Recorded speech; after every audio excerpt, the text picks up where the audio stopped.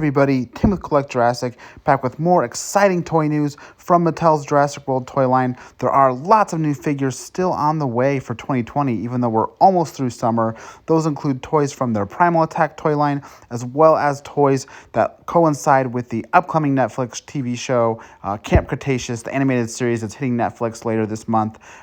So lots of new toys in the way. We do have some images we're going to take a look at today. I'll kind of give you my rundown of them. So without further ado, let's get started with some of these new figures, starting with massive biters. And this is the massive biters Sarcosuchus. So we actually already had a Sarcosuchus figure come out this year. I think it was very popular. It went over very well. Collectors were happy to not only collect an all-new species, but maybe collect something that wasn't quite a dinosaur, sort of like a crocodilian. So we're already getting a new version of that figure, and as you can see here, it has a radically different paint application. Even though it literally just came out this year, they're already revisiting it, and I personally am very excited for this version. The previous version was definitely a little more understated, but as you can see on this figure, there's a lot more vibrant paint going on than that first release. Obviously, we have those bright splashes of color on the side, as well as sort of a more contrasted dark and light gray on the top and bottom of the figure. But other than that, it is the same figure with the same action features as before. Being a massive biter, you're going to be able to move the tail. That makes the head move and the jaws snap. And honestly, the Primal Attack feature on this figure was also one of the best executions of the actual kind of mechanism for all of 2020. So getting another shot at this, I think the previous version's still in stores, but people will be able to track down this new one later this year with this all-new paint application to kind of add to their existing Sarcosuchus enclosure in their park. So moving on to the next massive biter figure, we have Albertosaurus. You might recognize this figure as a battle damage release.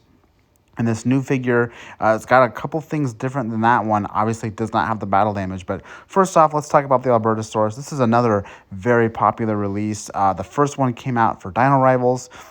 Great sculpt. Just felt, very accurate scientifically with lots of detail. And then there was another battle damage version that came out a little bit rarer, a little bit harder to track down. So now it's joining the Primal Attack ranks, and it does have that Primal Attack feature, as you can see. So you can move the tail, which moves the neck and probably makes the jaw open and close as well. So take the battle damage figure and retool a little bit, as well as give it an all-new paint job.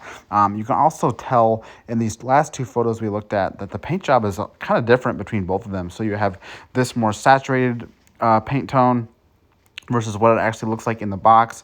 If I had to guess, I would say that the photo of it in the box is probably more likely what we're going to see in the final figure. Sometimes these preliminary images, aren't always the most accurate or sort of the final production version of the figure. So take this particular photo with a grain of salt. I think that they did a little bit more color correcting on it for the box shot.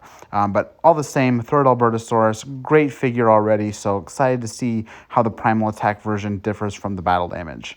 Moving on to Sound Strikes, we have 3 new Sound Strike figures coming. Again, they all coincide with Camp Cretaceous, so no just general non-Camp Cretaceous figures coming out in this next assortment coming in 2020. And the first figure we have, as you can see in front of you, is the Pteranodon. So the Primal Attack Pteranodon has already came out before with a different paint application, but this one is, again, for Camp Cretaceous. I can't say for sure if this literal paint deco is a Pteranodon that's in the show, but it probably is safe to assume that it's at least based on something from the show. And like a lot of Camp Cretaceous figures, it definitely has a certain style to it that I really like. I mean, I think that all the Camp Cretaceous figures really look good together. Maybe I wouldn't say use the word cartoony. They definitely have a more loud, stylistic paint application, and the Soundstrike Pteranodon here is no different. One thing I think is interesting about the Soundstrike Pteranodon is, it has these mechanisms on it, the 2 buttons. One makes the tails flap, and the other one makes the jaw open and the sound emit the noise that sound strikes make. But unlike a lot of sound strike figures where you're swiveling and kind of rotating the head, this one's a little different. It's almost just like a dual attack Pteranodon with electronics added. But all the same, we're getting another large Pteranodon. There's so many of these figures at this point across all the retools. So what's one more as long as it's based on something from Camp Cretaceous. The next figure we have to look at, again, another Camp Cretaceous figure. This time it's the Triceratops, another Triceratops figure similar to the Pteranodon. Mattel has given us a lot of versions of this figure, which makes sense. I mean, these are popular species, both Pteranodon and Triceratops with kids. I know a lot of collectors probably think they're a little bit, tend to be more shelf warmers, but I think that's just because they come out with these species so much that they're going to be some of the ones left on shelves. But now we're looking at another Triceratops on the way. The paint app, again, is maybe something based on the show. Not necessarily guaranteed that this is what Triceratops looks like on the show, but it's still a fun paint application with that bright speckling on the back and the crest. I'm still waiting for a more film-accurate Triceratops as far as paint application goes, at least more film-accurate to the first film, Jurassic Park. But, again, like Pteranodon, what's one more Triceratops as long as it's, tying into something from the animated series. And it's something, again, same with Pteranodon.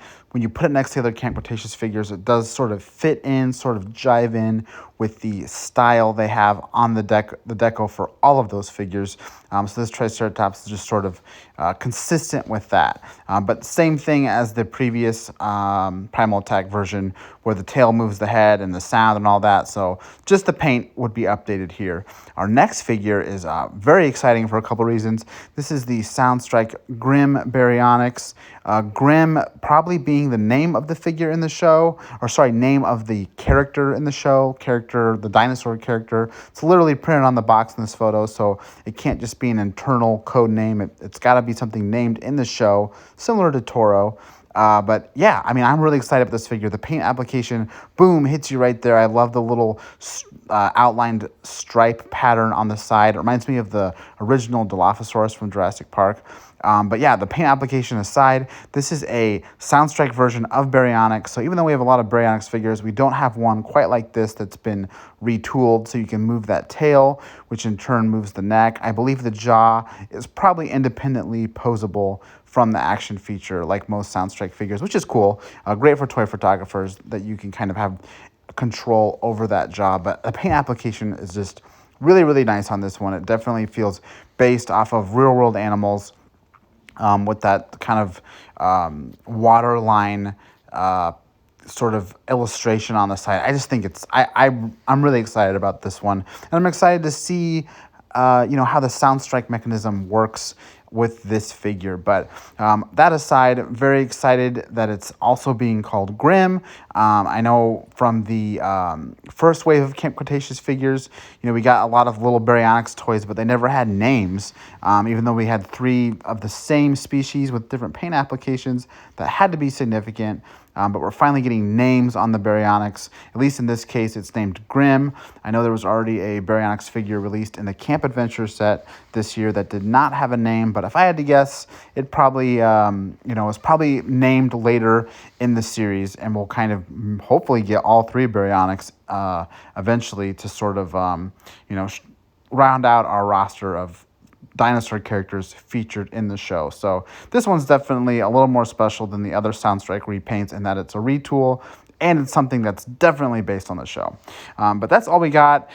Again, I think what I'm most excited about these releases is what is coming in to tie with Camp Cretaceous, the show. But those massive biters are super cool too. Sarcosuchus, obviously, as I said, a very popular figure. So definitely no harm releasing one with an all-new paint application. And, of course, Albertosaurus, previously battle damage, previously exclusive to Walmart. So kind of adding it to the massive biter assortment means it'll be more available. But that's all we have to cover for today. I'm sure there'll be more toy reveals as we know there's more on the way. So thanks for watching. I'm Tim with Collect Jurassic, and we'll see you next time.